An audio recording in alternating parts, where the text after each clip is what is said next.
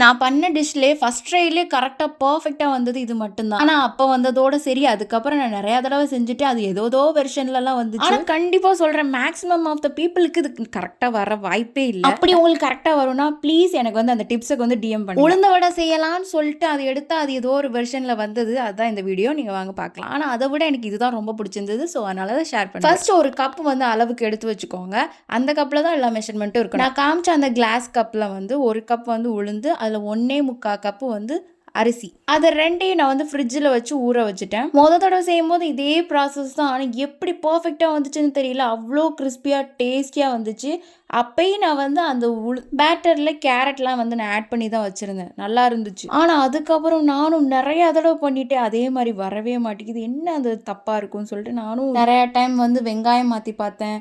அப்புறம் வந்து அரிசி மாவு போட்டு பார்த்தேன், எதுவுமே சூட் ஆகலை. ஒன்று கிறிஸ்பியாக வருது, ஆனால் நிறைய எண்ணெய் குடிக்குது. இன்னும் கிறிஸ்பியாக வரவே மாட்டேங்குது, ஆனால் நல்லா வருது. உளுந்த வடைனாலே மேலே கிறிஸ்பியாகவும் உள்ளே நல்லா பஞ்சுன்னு தானே இருக்கணும். ஒன்று பஞ்சாக வருது, இல்லைன்னா எண்ணெய் குடிக்குது. ஸோ என்ன பண்ணுறதுன்னு தெரில. ஸோ தெரிஞ்சால் நீங்கள் வந்து எனக்கு டிஎம் பண்ணுங்கள். இது வந்து எனக்கு கரெக்டாக பிடிச்ச மாதிரி மெதுவாக தான் இருந்துச்சு. ஆனால் ரொம்ப அப்புறம் உளுந்த வடைக்கு தேவையான எல்லா வெங்காயம், கொத்தமல்லி, பச்சை மிளகா, மிளகு, உப்பு எல்லாத்தையும் சேர்த்து கலந்து அப்படியே பொரிச்சு எடுத்து அந்த மாதிரி வந்துடும். ட்ரை பண்ணி பாருங்கள்.